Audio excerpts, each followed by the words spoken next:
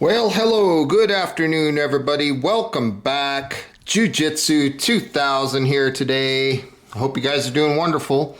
I'm back, and today I've got an interesting video for you today. As you can see, we're looking at the action of an AR15. This is an AR that I just built recently.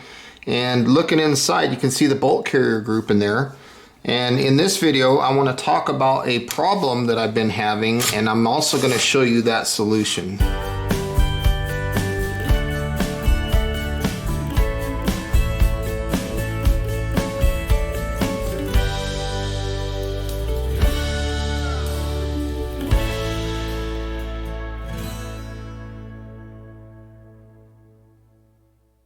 When the bolt closes all the way like that, it will go into battery. Now, when I took this one out for the first time, the bolt was stopping about right there. And you could see this gap right here. So it wasn't closing all the way and it wasn't going into battery. So it wasn't cycling right. And I was having a lot of frustration trying to get this thing to run right. So again, the bolt is supposed to close all the way like that. And I had it lubed, I had it oiled, so it wasn't lack of oil. But in this video, I'm going to show you what I found and how I got this to cycle really well.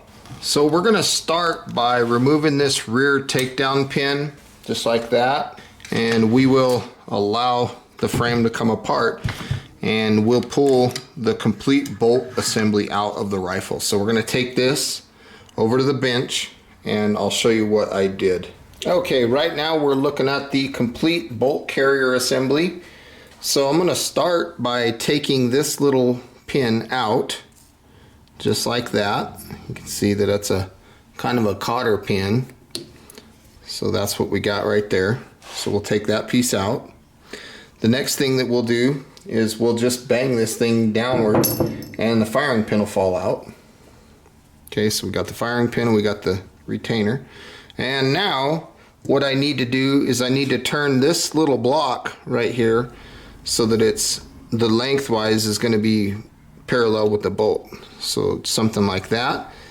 So that's kind of what we're looking at right now.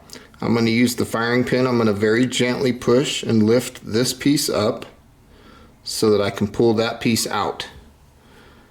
From here, we're going to pull the bolt itself out of the bolt carrier. And now there's a small pin right here on the side. See that pin right there on the side? We're going to take this guy, we're going to push on the back side down with our thumb, and then we'll push this out. This will take the extractor pin out. That's the extractor pin. Set that down. And now we'll pull this pin out, and that'll let us remove the extractor from the bolt. Now when you look real close at the extractor, you'll see that there's an O-ring around that spring. So let's take the extractor O-ring off of the spring. Set that aside. Now we'll take the extractor, we'll put it back in the bolt. We'll take our extractor pin. So pushing on the back of the extractor, we will insert the extractor pin. There we go. And get that in all the way, just like that. And just push with your thumb and get it flush.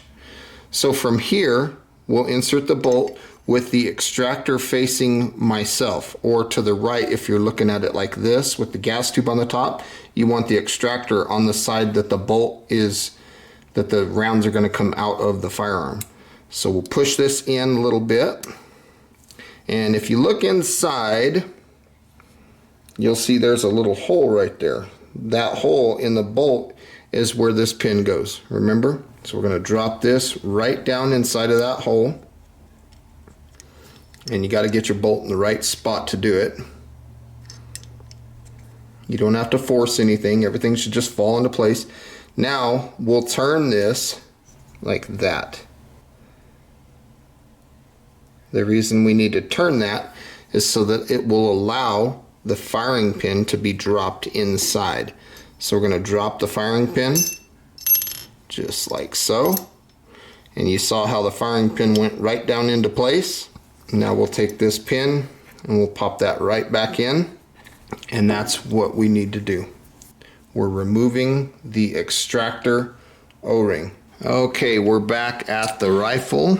We're going to insert the bolt into the rifle, push the charging handle forward, drop the upper down, and let's push that rear takedown pin in. So from here, if you look at the action, you should have a nice smooth action, and it should cycle just fine. I did this on this one here, and it shot like a champ after I removed that O-ring.